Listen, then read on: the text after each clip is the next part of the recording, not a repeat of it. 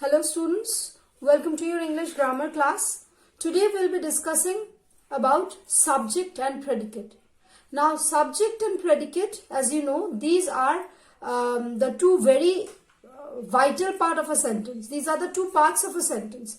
Now what is a subject and what is a predicate? Subject is the doer about whom the whole sentence has been constructed. That is the subject. Subject is the doer in the sentence. It is that part of the sentence about whom or about what the whole sentence has been written. And predicate is the action done by the subject, or predicate is something which tells us about the subject, or predicate is something that defines the subject.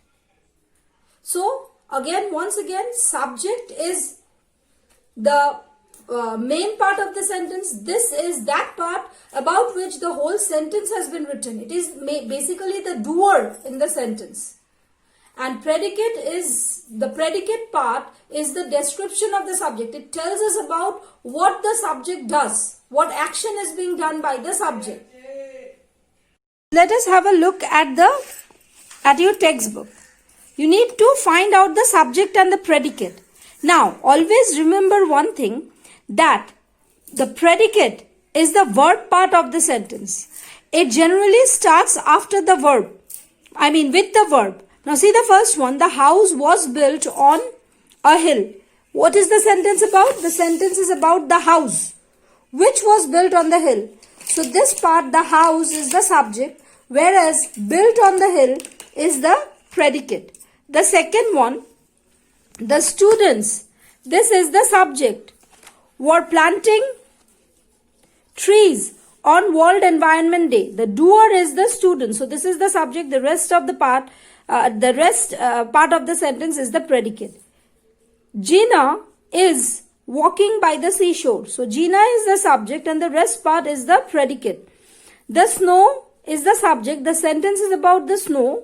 Now what has happened to the snow? It has started melting when the sun came up. This is the predicate. Now sometimes it happens that the subject, there is a small description of the subject, right? Like the girl whom you saw, or the girl with the wearing the red dress is my sister. Now in this case, the girl is not the subject. The girl wearing the red dress, this whole thing would be the subject. Why?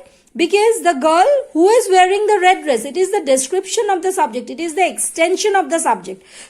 So in this case, the girl who is wearing the red dress, who was wearing the girl wearing the red dress. So this whole thing would be the subject, is my sister. So this part would be the predicate. So at times it might happen that there is a short description given after the subject. That would be the extension of the subject. Please don't mark it as a predicate. This is all about your subject and predicate. There is not much to do here in subject and predicate. Moreover, you have been doing subject and predicate since your childhood, so it must be pretty clear to you. Thanks for attending the class. Have a nice day. Goodbye.